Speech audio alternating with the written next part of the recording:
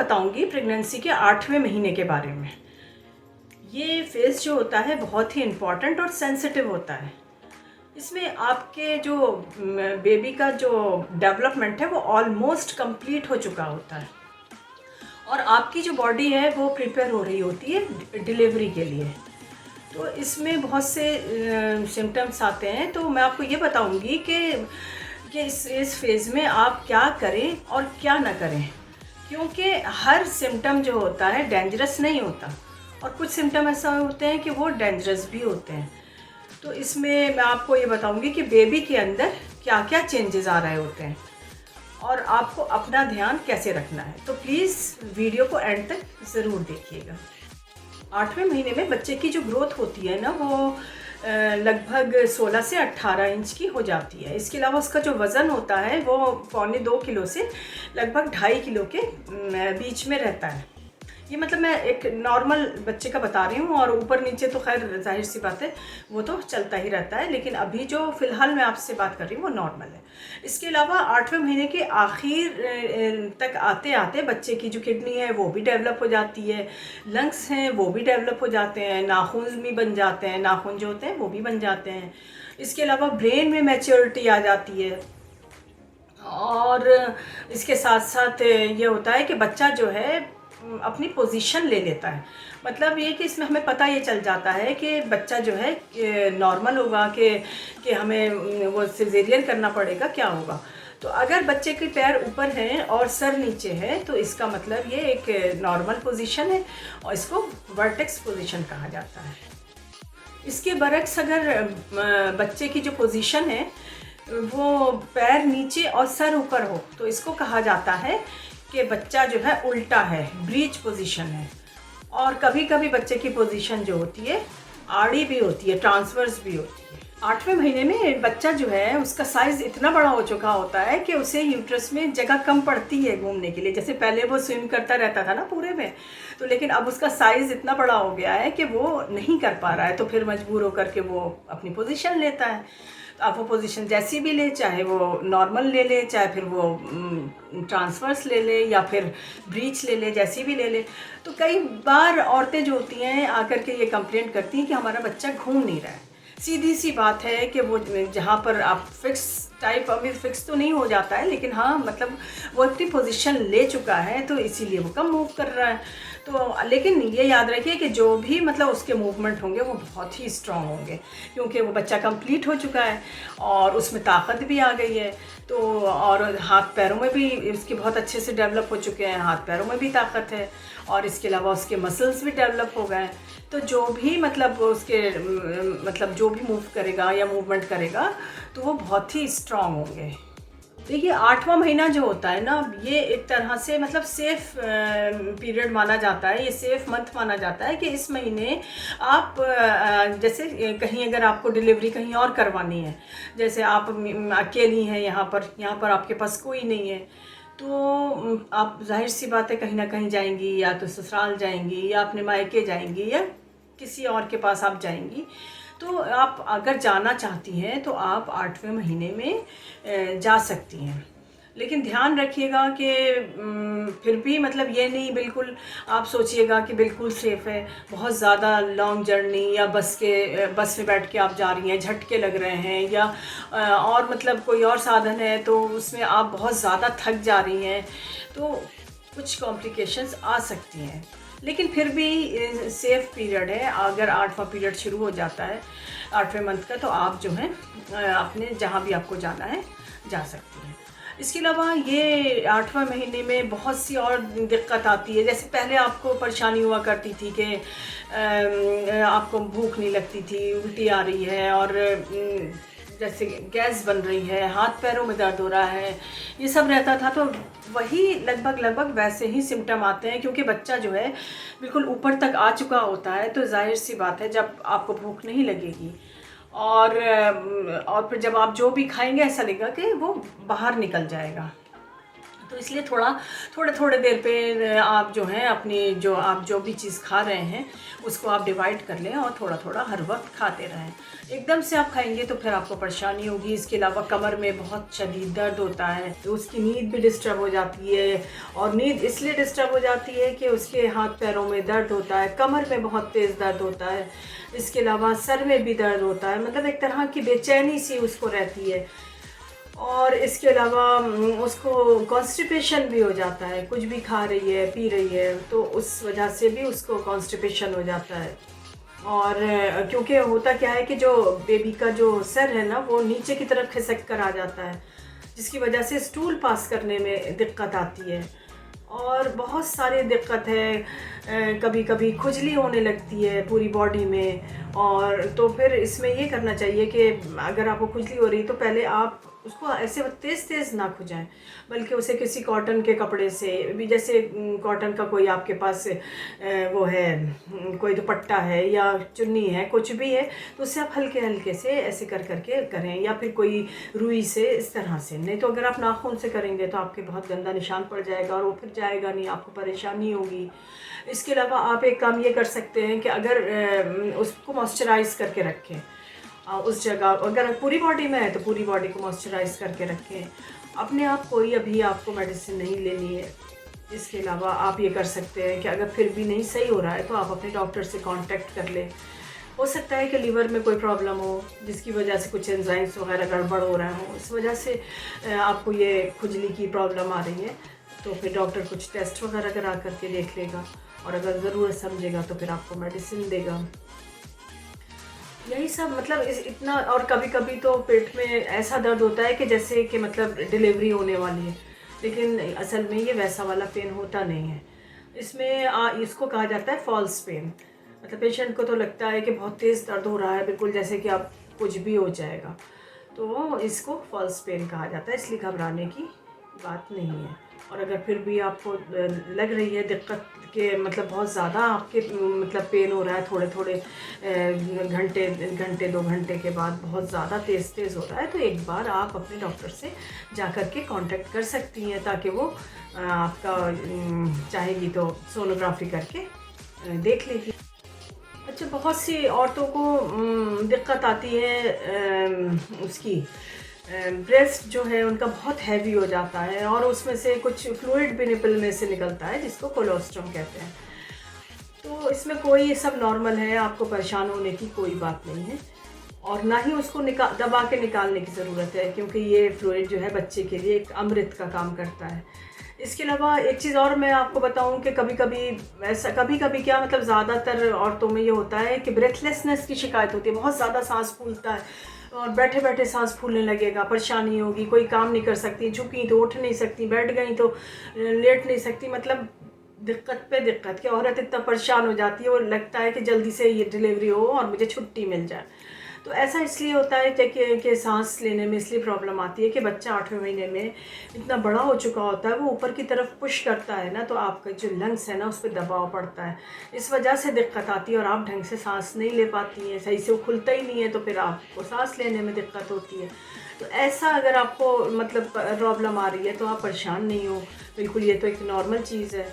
तो आप रात में सोते वक्त अपने सिर के नीचे 2 तकिया लगा करके सो सकती हैं। ऊंचा करके सोएंगे तो आपको दिक्कत नहीं आएगी किसी भी किस्म की सांस लेने में। और इसके अलावा जैसे छोटी मोटी सी और कोई प्रॉब्लम है कि क्रैम्प्स आ रहे हैं, पैर में बहुत दर्द हो रहा है, तो ये सब नॉर्मल है। अपने पैर के नीचे का स्वेलिंग आ गई है तो वहाँ तकिया रख करके सो जाइए। अगर करवट लेने में दिक्कत आ रही है तो अपने साइड में एक कोई पिलो रख लीजिए, फिर उसके बाद आप करवट लीजिए। कोशिश ये करिए कि लेफ़्ट की तरफ ही करवट लें, क्योंकि आप ये देखिए आखिरी जब मंथ आएगा, जब तक तो ये अब आपका थोड़ा बहुत कुछ ना कुछ प्रॉब्लम चलती ही रहेगी। अब इस 8वें महीने में आपको ये नहीं है कि अगर आपसे चला नहीं जा रहा है या सांस फूल रहा है तो आप एक्सरसाइज करना छोड़ दें, वॉक करना छोड़ दें, ऐसा आपको बिल्कुल नहीं करना है। अगर आप छोड़ेंगे तो फिर बच्चे को भी नुकसान होगा और आपको भी नुकसान होगा, इसलिए अपनी बॉडी को एक्टिव रखना है। आपको हल्के हल्के ही सही लेकिन वॉक करना है, हल्की फुल्की सी योगा भी करनी है, अपने खाने पीने का ध्यान रखना है और प्रोटीन, ऐसी डाइट लेनी है जिससे प्रोटीन ज़्यादा हो।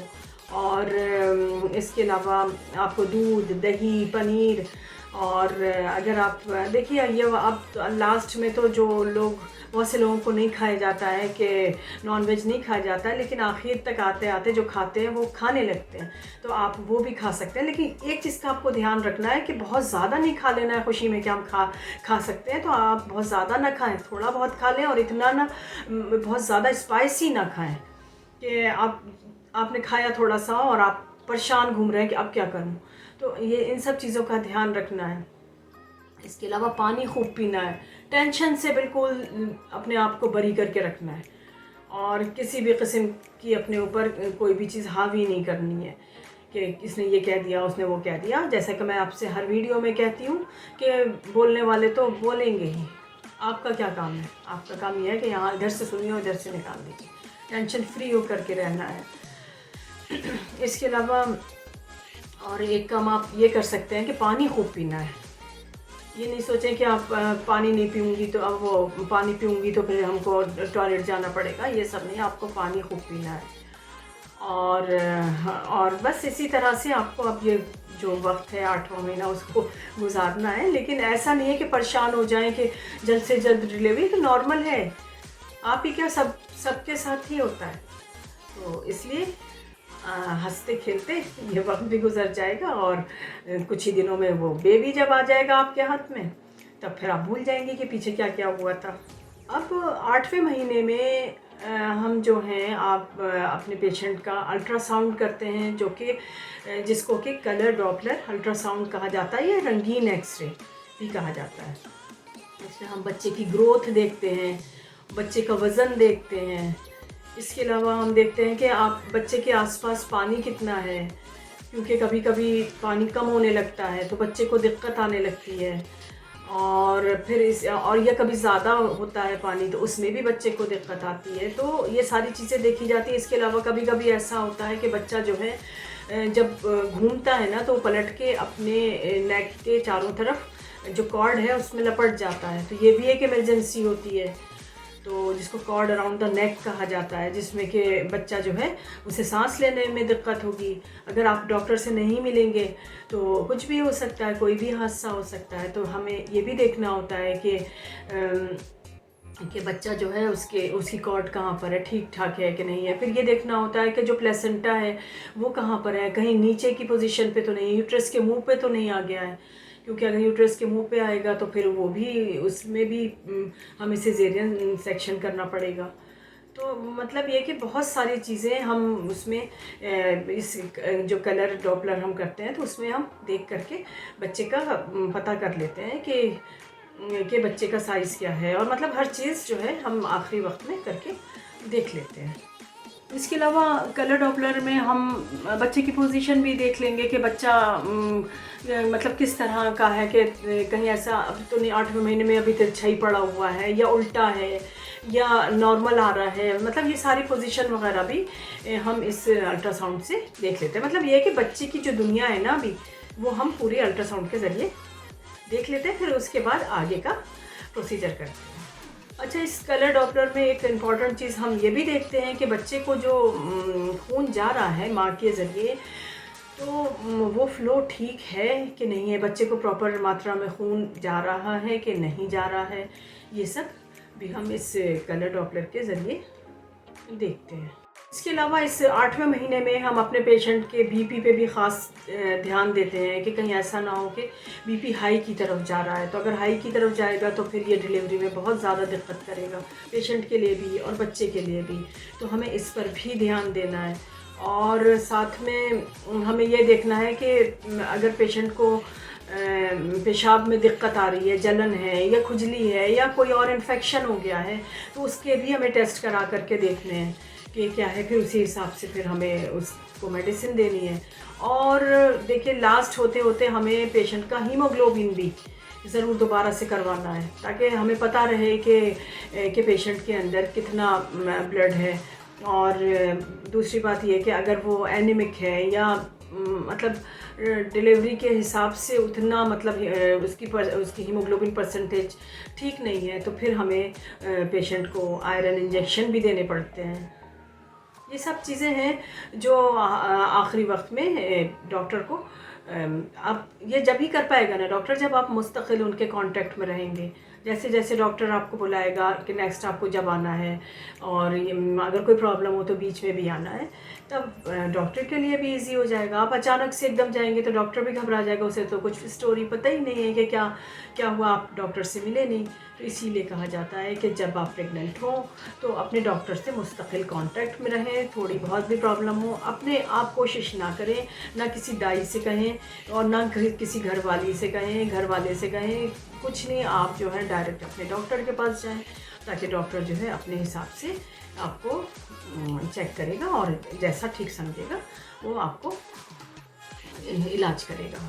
देखिए, प्रेगनेंसी का जो ये फेज़ होता है बहुत ही इम्पॉर्टेंट होता है। इसमें पेशेंट मतलब इतना ज़्यादा मेंटली डिस्टर्ब रहती है अपनी परेशानियों से कि कभी कोई सिम्टम आ रहा है तो कभी कोई सिम्टम हो रहा है, तो फिर कभी कहीं पेट में दर्द है, तो कभी कहीं जलन हो रही है, तो कहीं पैरों में दर्द है, मतलब कभी सर में दर्द है, उसको कहीं भी अच्छा नहीं लगता। तो इसलिए जो घर वाले हैं या आपका हस्बैंड है, आप जिसके भी साथ रहते हैं, ये उसका फ़र्ज़ बनता है कि इमोशनली उसको सपोर्ट दे, उसके साथ बैठे, उससे बातें करे और उसको थोड़ा सा आउटिंग के लिए बाहर ले करके जाए और अच्छे अच्छे वीडियोस देखो बैठ करके। बच्चे के लिए कुछ शॉपिंग करने चले जाओ, ताकि जो जो भी लेडी है वो थोड़ा सा उसका ध्यान भी बटेगा और उसका जो दर्द है हो रहा है, जो भी परेशानियाँ आ रही हैं, वो उसका वहाँ से डाइवर्ट होकर के दूसरी तरफ चला जाएगा जहन। तो इसलिए आपको याद रखना है, आप अपने आप मतलब मेरी एडवाइस है घर वालों से कि इमोशनल सपोर्ट ज़रूर दें पेशेंट को। अगर आप वो ऐसे वक्त पे भी उसके काम नहीं आएंगे तो फिर क्या फ़ायदा ऐसे रिश्तों का। तो इसलिए आपको अपने पेशेंट के साथ हमदर्दी करनी है, उसका मन बनाना है, उससे बातें करनी है। वो जिस तरह से समझ सकते हैं ना आपके, जब पेशेंट परेशान होता है तो वो इरिटेट भी बहुत करता है। हो सकता है कि कभी उसे गुस्सा आ जाए, वो आपको कुछ कह दे, तो ये नहीं है कि उछल के इतनी दूर चलेगा कि तो ऐसे बोल रही है या जो भी। तो आपको थोड़ा सा पेशेंस के साथ काम करना है। तो अगर आपको वीडियो ज़रा भी हेल्पफुल लगी है तो प्लीज़ मेरे चैनल को लाइक, शेयर और सब्सक्राइब ज़रूर करिएगा। और फिर अब बचता है हमारा 9 मंथ, तो इसमें हमें क्या करना है और क्या नहीं करना है, तो इस वीडियो को मैं जल्द ही लेकर के आऊँगी। बने रहिए मेरे साथ। मिलती हूँ फिर नेक्स्ट वीडियो में। Thank you.